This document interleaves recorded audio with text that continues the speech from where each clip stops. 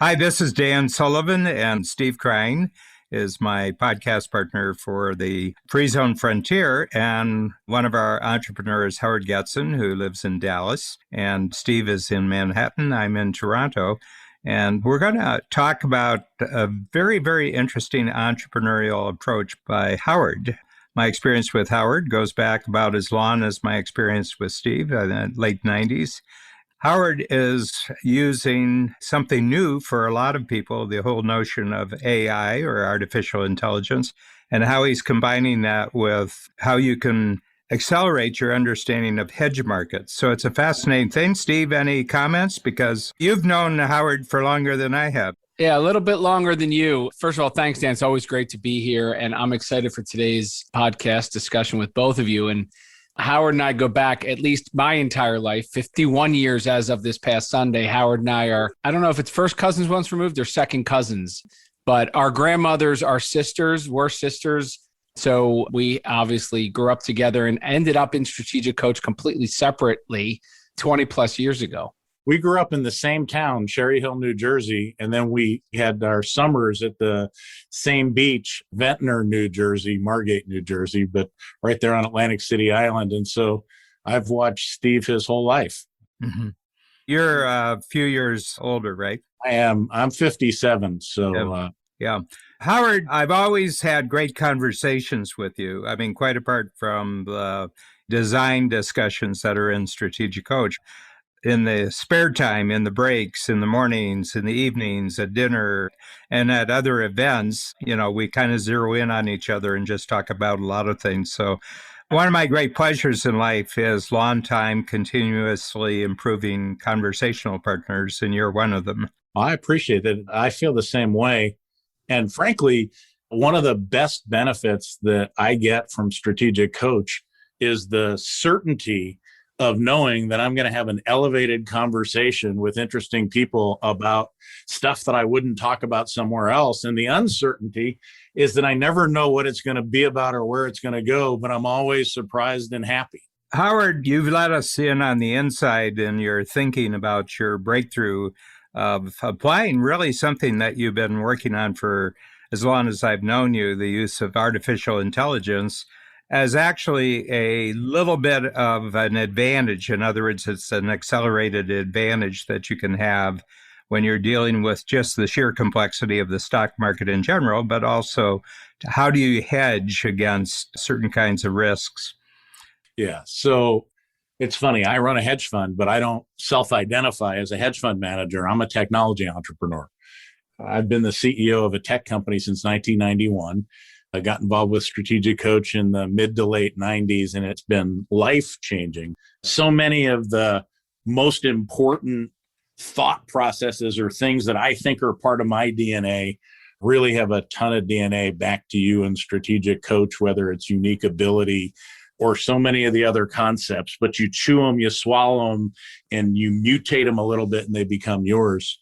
And so one of the things that I learned is that as a technology entrepreneur, I love technology. And I want to talk about all the cool AI and algorithms. But to the client, it's basically a Charlie Brown movie when the adults talk and it's wah, wah, wah, wah, wah, wah, because they only care about what they get. And so they don't know how to evaluate AI. But Strategic Coach gives me a way to think about the lens. And it says, if I want to be a hero to them, what are their dangers, their opportunities, their strengths? What are they really looking for? And I think what they're looking for is something that I call amplified intelligence. Mm-hmm. So this is a Strategic Coach naming concept, but it's finding a way to wrap a bunch of intangible things in a tangible wrapper to make it easier for people to go, oh, that's cool, because there's power in their desire as opposed to the force of trying to push the rock up the hill and say, don't you want this? Don't you want this? Yeah. So amplified intelligence to me is the ability to make smarter decisions, take better actions, and to make and keep more money. In a hedge fund, it's continuing improvement. But it's not just in a hedge fund, it's in any business. Everybody wants to make better decisions, take smarter actions, and continually improve performance. So amplified intelligence is now the organizing principle for that next 25-year chunk of what I'm going to do. Yeah. Howard, I have a question around your distinction between what your clients want to talk to you about and what you want to talk about. And I think when I listen to your description of it being like Charlie Brown, I'm wondering if you've ever looked at your best clients, not just the ones that pay you the most, but the ones you enjoy being with the most, the ones you see the biggest future with. Is there a distinction between those that do want to go into that geeking out on the underlying thing, and just how you might see the different clients, if at all, in a different dimension as a result of that? No, actually, I think even with the smartest, most technical clients, when you talk about specifics, it's part of a due diligence process to intellectually justify what their gut wants. But the thing that causes the deal is something that is not specific and small. It's bigger. It's a sense that says, here's where I am, but here's where I want to go. And they believe aspirationally that this is going to help them get there more efficiently, more effectively, or with more certainty. And so what they're really trying to do is find a way to save time, money, or effort. Yeah, Steve, my first conversations with you were a year after you joined Coach, because you did a year with another coach. With Babs. Well, you had your coach for my lifetime coach. So that's my business partner, Babs. But you were kind of one of the first people that was in Coach, where you were using this new thing called the internet as a platform for a better kind of advertising directed at particular types of products and services. He took that company public. I did. Yeah, you did. And actually, you were the very first strategic coach client who went from private to public, while they were in the... By the way, with the use of a strategy circle guiding me the entire way. Sorry for that deviation into that, but a very important one. Yeah. Well, we'll talk about that. A lot of the strategic coach tools I think of as that they're step-by-step decision-making processes, or just step-by-step discovery processes. If you go through the steps, you'll discover something that's new and different. But weren't you kind of providing amplified thinking in 1998? I mean, isn't that the whole point of you're creating a platform on the internet in relationship to advertising? Yeah, I mean, I think amplified thinking, exponential thinking, all of the idea of what started to happen as an entrepreneur, and I think probably like Howard, it's almost consumed a lot of my almost DNA that I built into my company and companies and my life and all those things. And so I think the quarterly exercise of stepping back for a day and doing this Howard Sell, elevated, amplified, exponential thinking about your thinking, is not just a skill that I think I've mastered. I have become almost habitually addicted to it. And so it becomes one of those things that continually makes me look at something that we're doing and just take a step back and recalibrate on what I discussed or thought about in the prior quarter or prior quarters. Mm-hmm. So a couple of things that made me think about.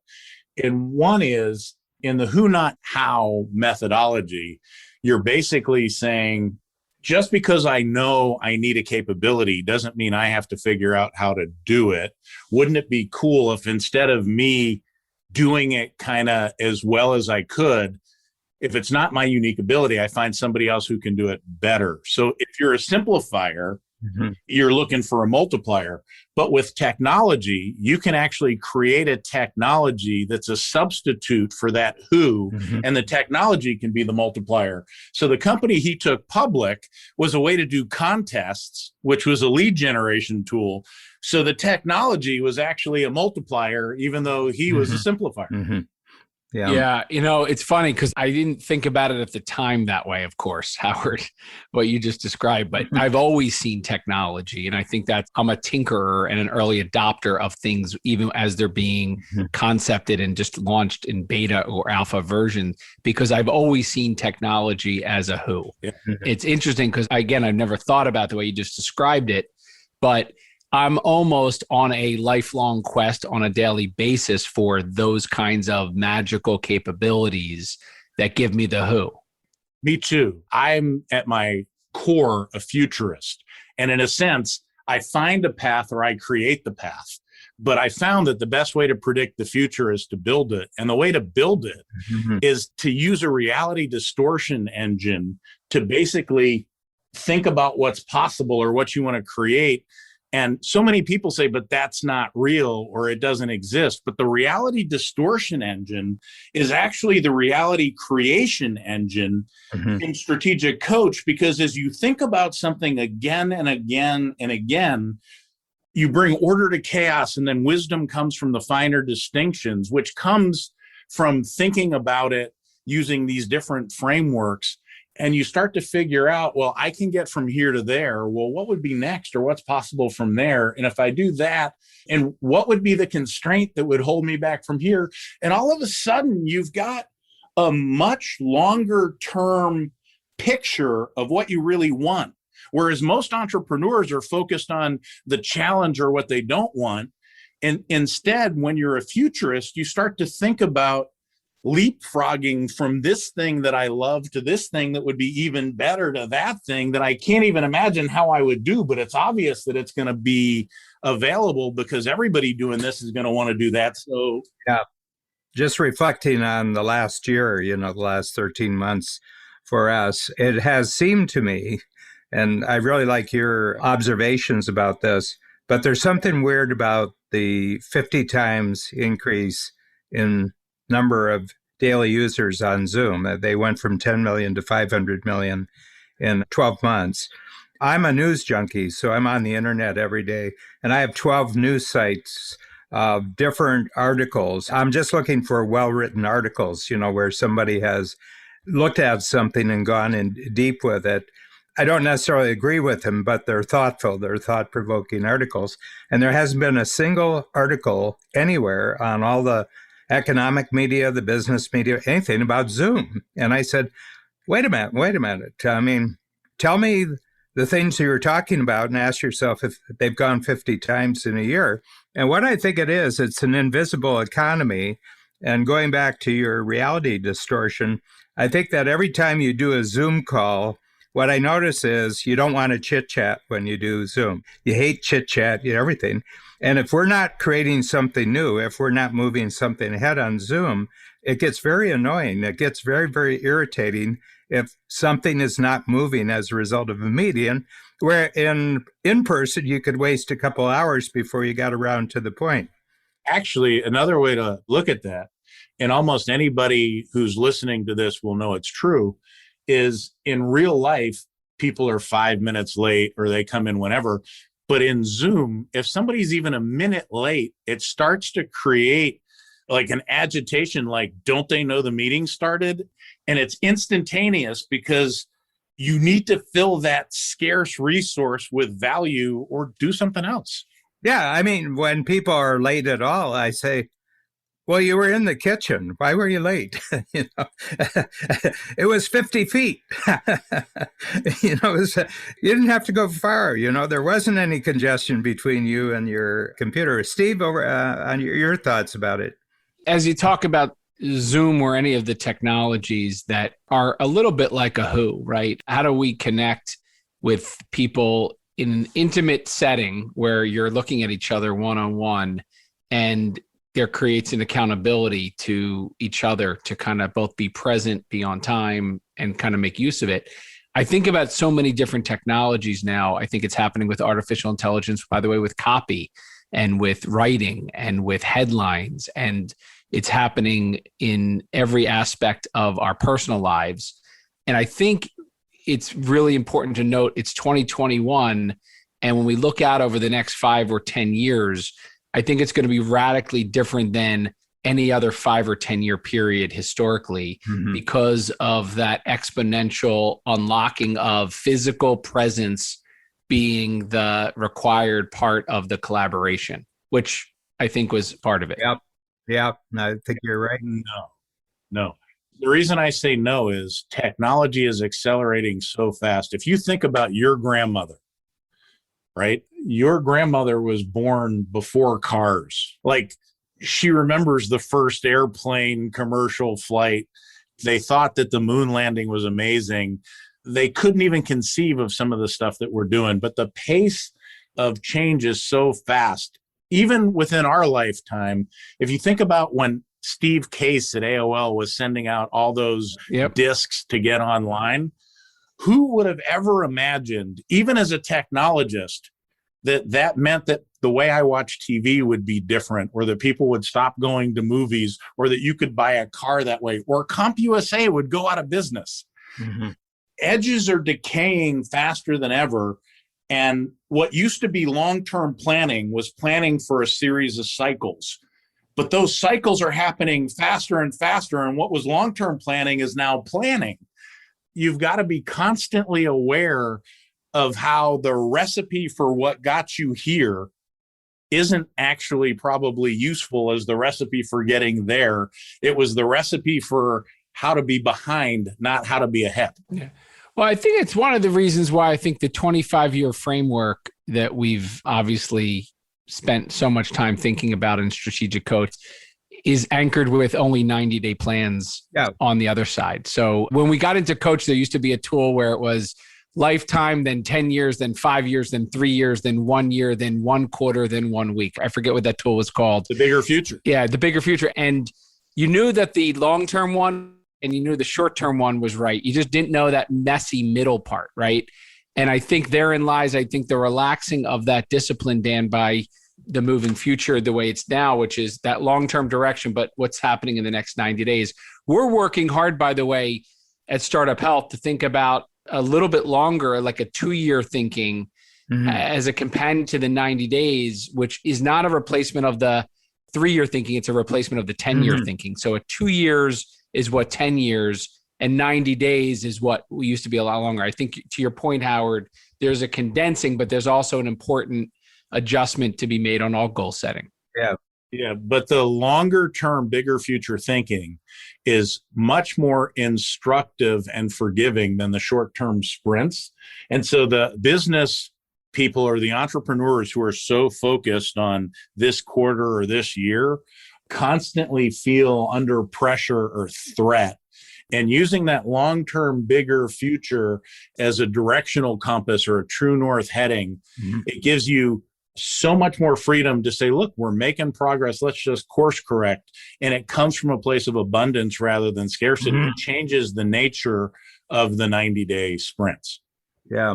Well, it's really interesting just in relationship to mine. So when I was 75, I said, I've done 3 25-year periods in my life, and I kind of know what a 25-year growth pattern looks like just from my own life. So I said, I feel confident that I can talk about age 100. I said, it isn't really about Dan anymore, and it's not really about Coach anymore. I said, we're just got this enormous wealth of really interesting clients, and they're in networks now. And we've sort of sorted out that we're always going to have 3 levels to the program.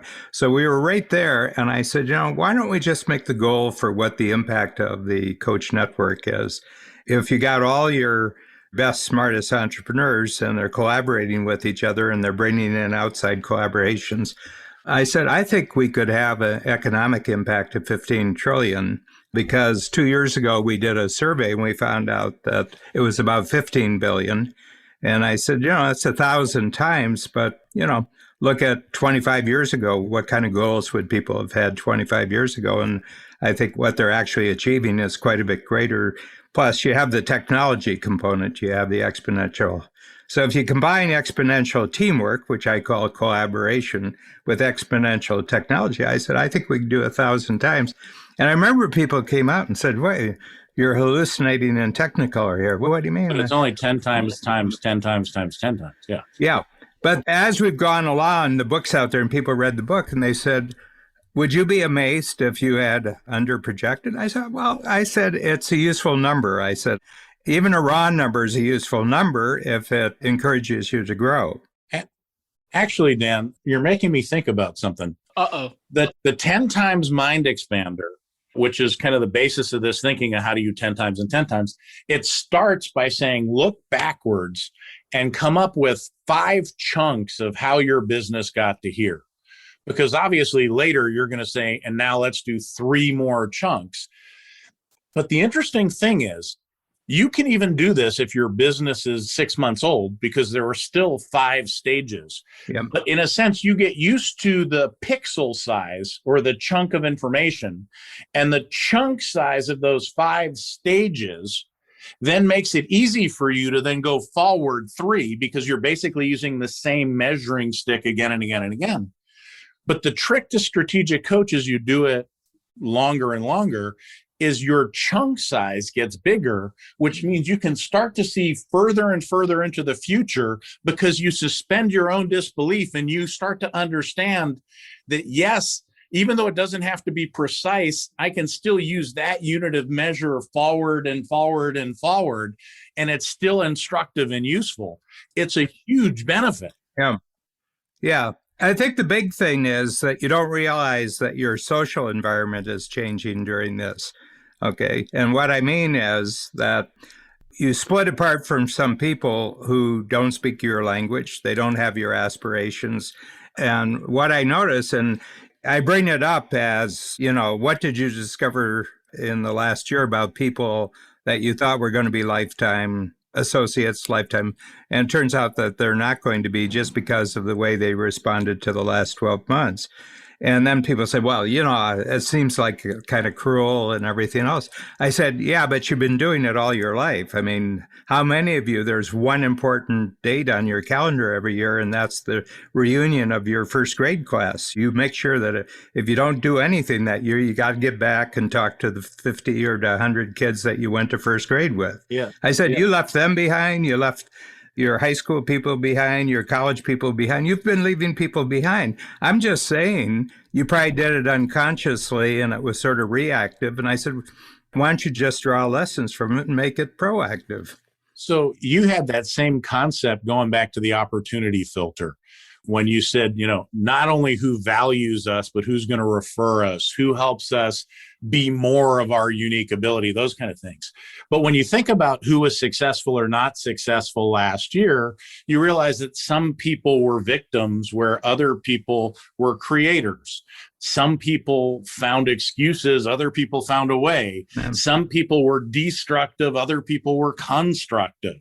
And the thing about being in coach or free zone is I don't have to worry about thinking about the future, because nobody's going to say, oh, nobody's going to want to collaborate about that, or that's silly. What they're thinking is who can help, or what's going to make that possible.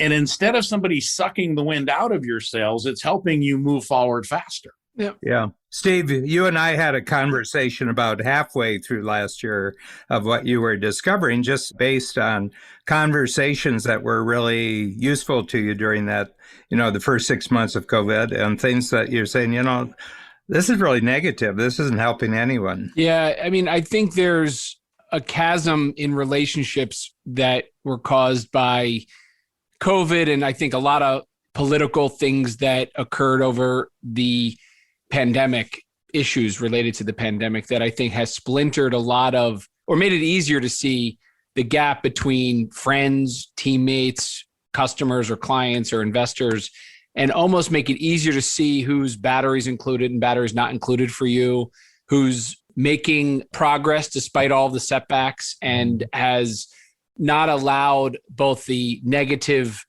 news or environment to impact them and have them spiral as a result. And so whether it's text messages with friends or forums like in YPO or in any relationship, I think probably about halfway through the pandemic, or halfway through last year, and then I think became more apparent as the year wore on, there was a choice to be made about severing or limiting relationships based on the negative, batteries not included, impact of draining energy kind of occurred. So yeah, I've done a lot of pruning, and I would have said pre-pandemic, I wouldn't have anticipated that. And so it's not like people changed. It was that people kind of ended up seeing much more clearly. Yeah, it revealed who they really were. It revealed exactly who they were. That's exactly what I was looking for. Yes.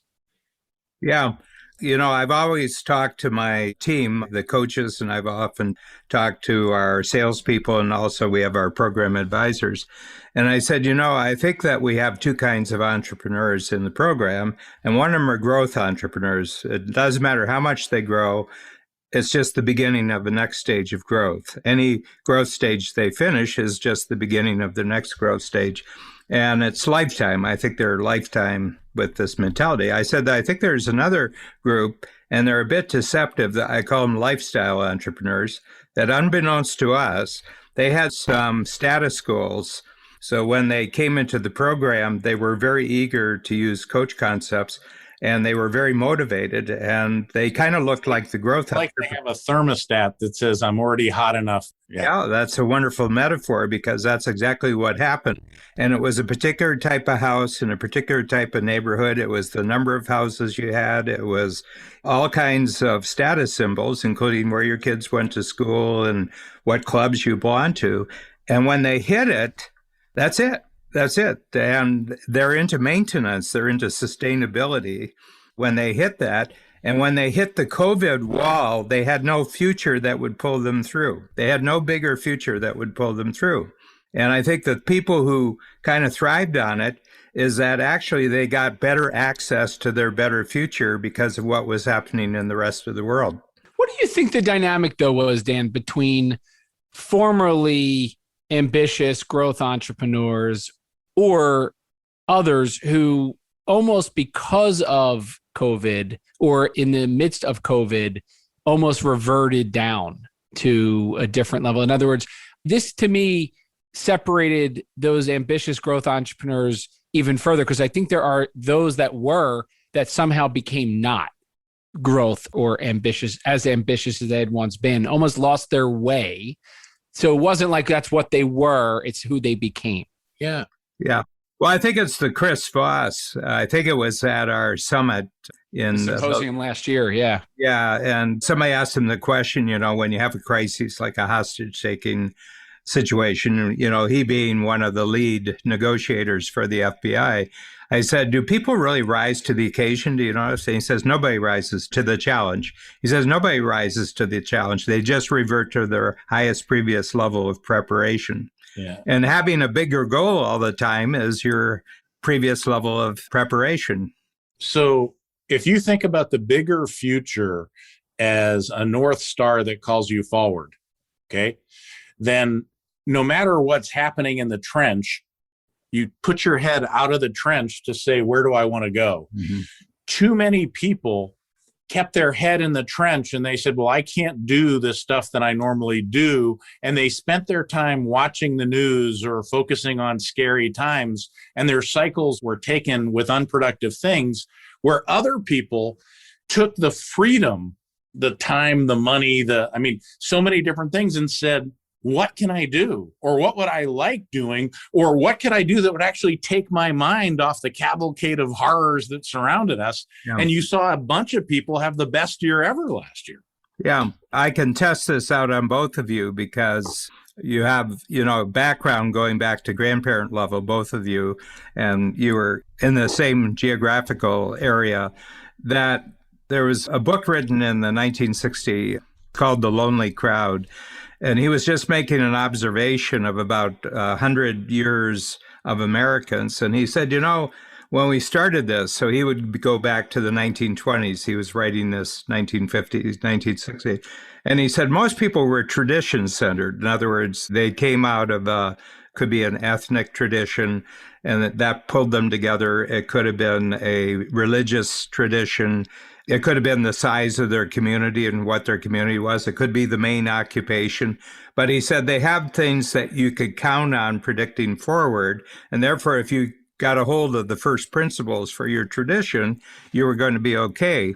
And he says then there was a lot of disruption because of the two world wars and the Depression, and then things like television, radio. And he said, so these tradition-based people, the most ambitious ones, would move out of their tradition to another place, but they had a set of internal, so they were inner-centered. They weren't back to the tradition where they were, but they carried with them a set of inner principles and values.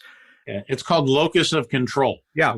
And then he said what he was noticing, because television had hit full force in the 1950s with the three networks.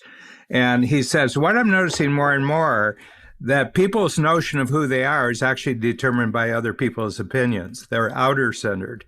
Well, take that forward 40 years to social media, and I think people, who they think they are depends upon what their social network thinks they are.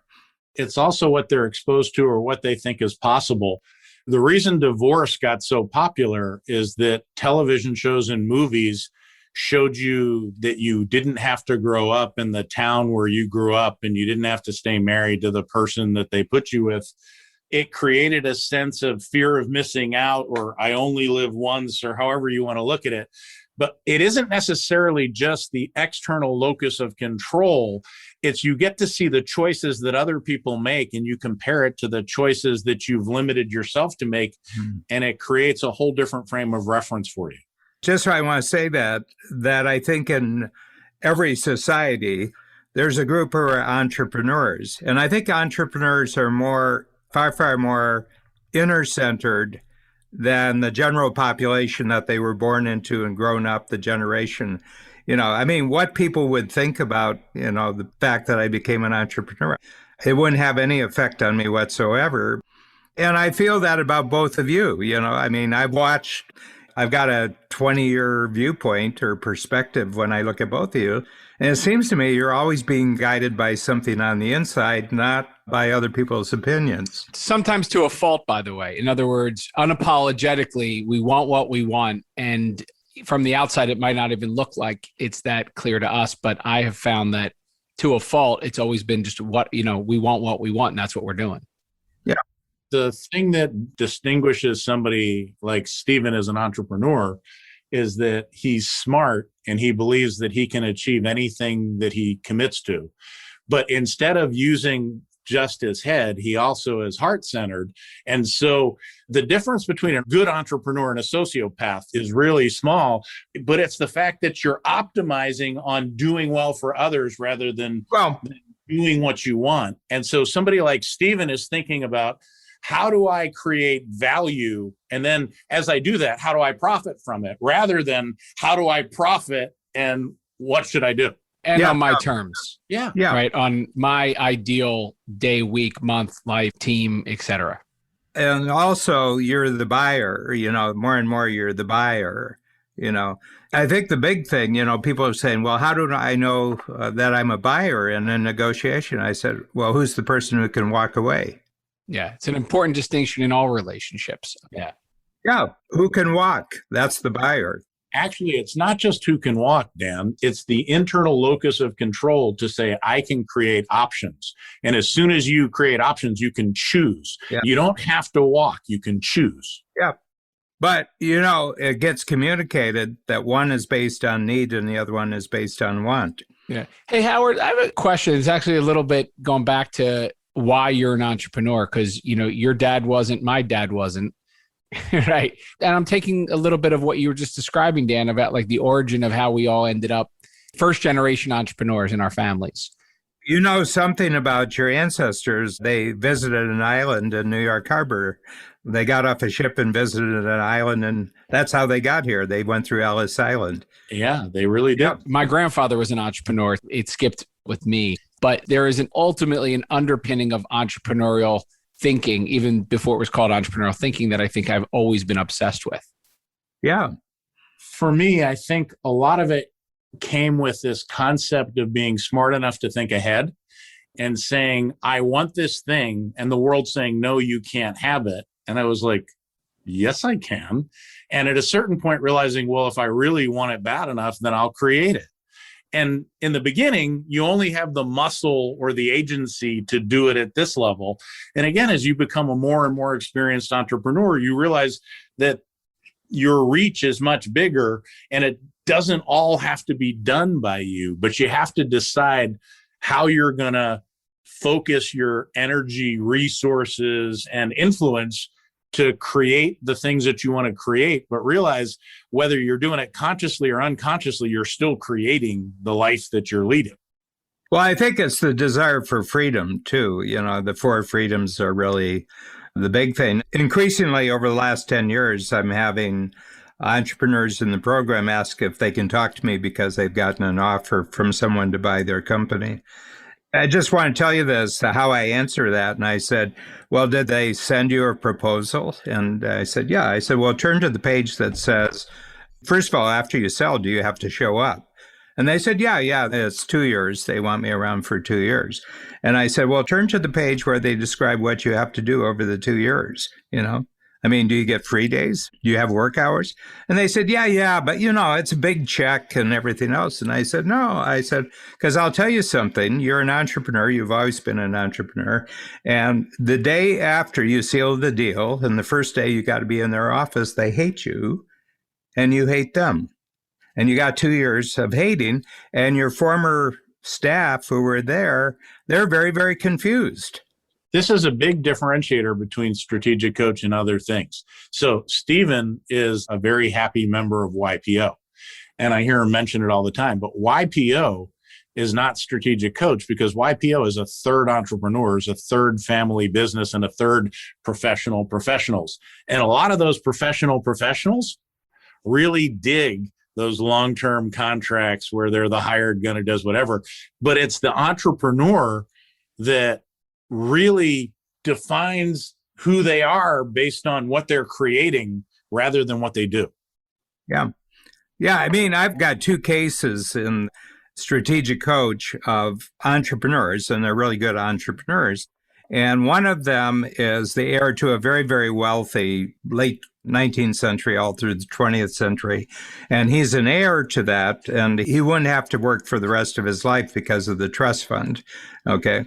And the other one is the first generation from a very, very successful entrepreneurial company along the East Coast of the United States, multi-state. And in both cases, when they got into their 20s, they signed off on both their rights to the legacy, to the trust fund and everything. And both of them said to me, how will I ever know that any door that opens for me has anything to do with me?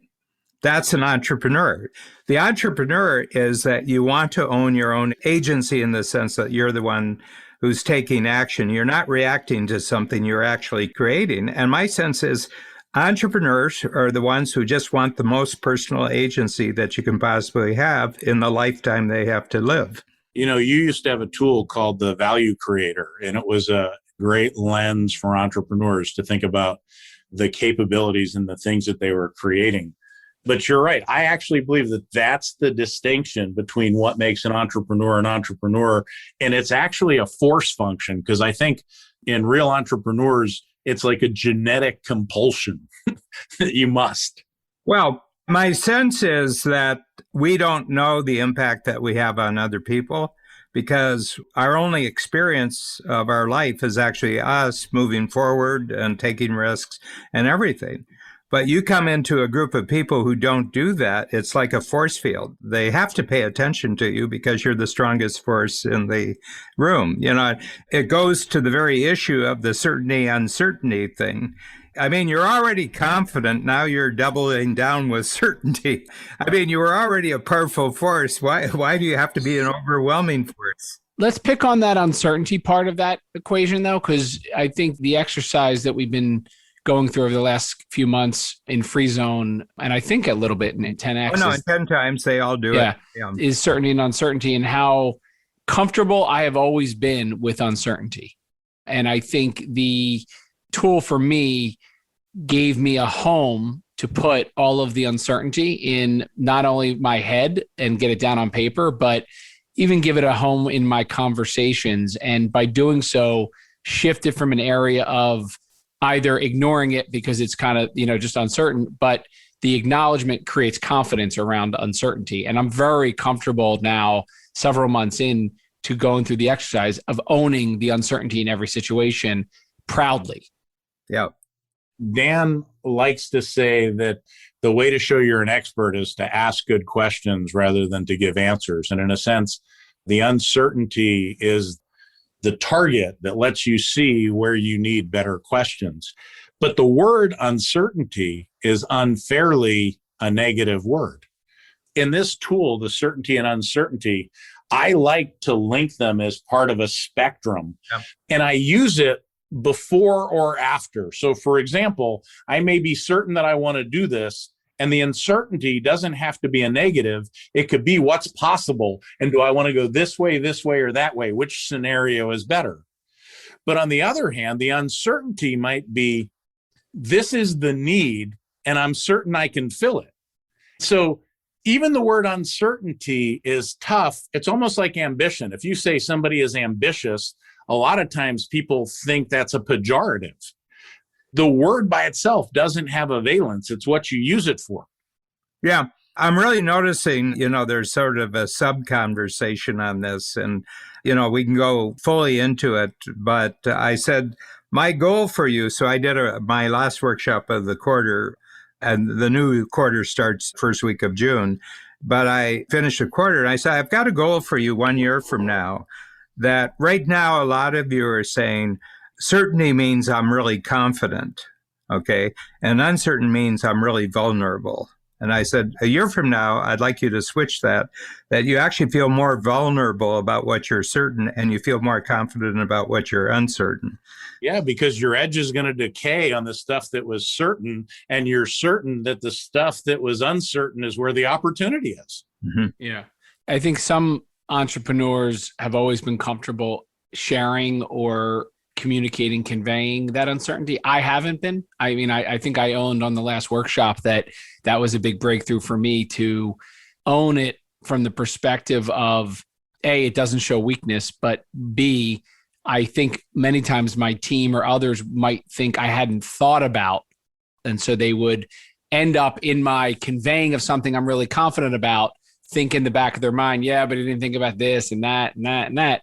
And instead, meaning you weren't realistic. Yeah. So you were either ignorant or usually unrealistic. I've been often accused of being unrealistic in my ambition. Yeah. Yeah. Therein lies that, by owning the uncertainty, you kind of can be unrealistic. But realize there's achiever synonyms for words. So the achiever word for fear is anger, right? It's way easier for some entrepreneurs to get angry than to admit they're scared. They're fearful. Yeah. Right.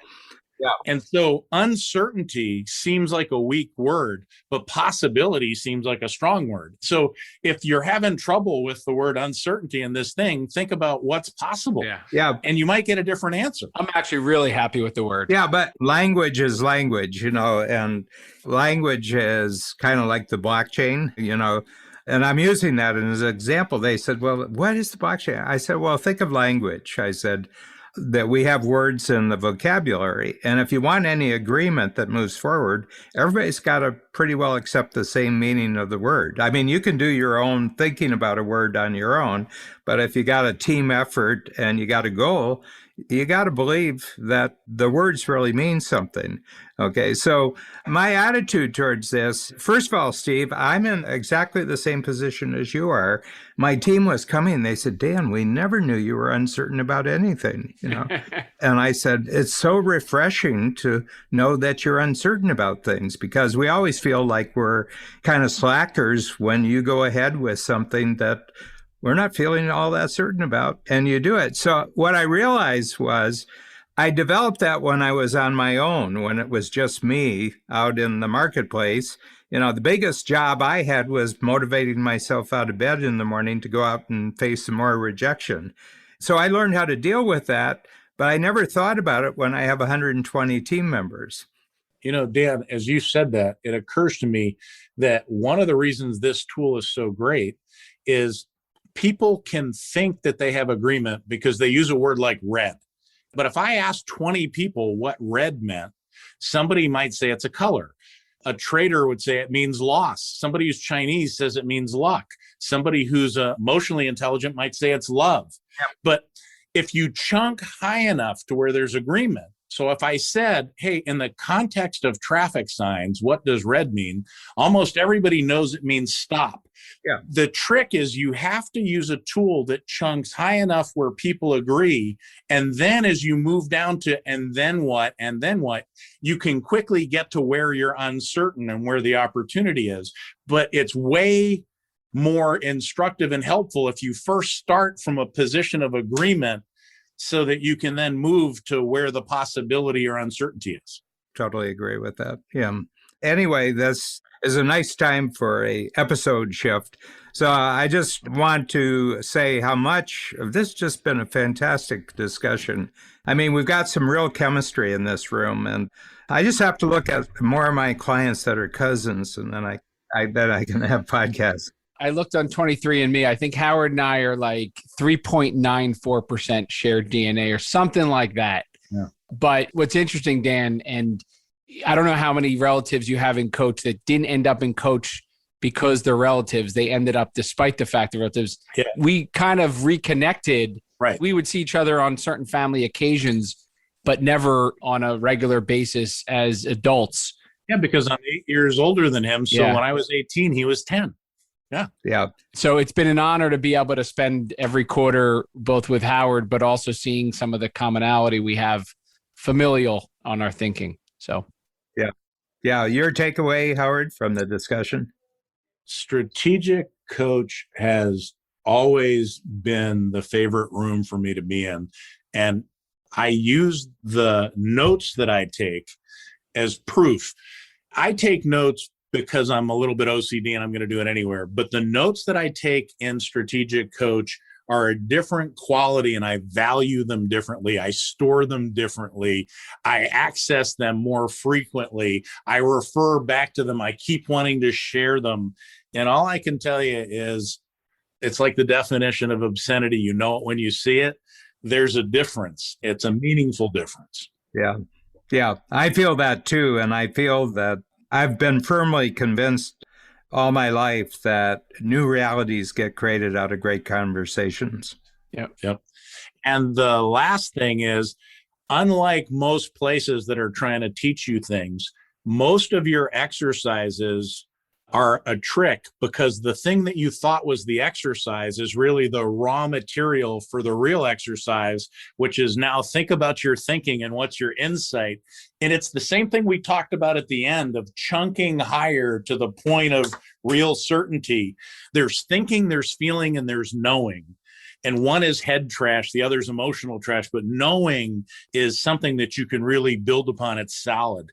And Strategic Coach is designed to get you to knowing. Yep. That's very true. Yep. Okay. Excellent.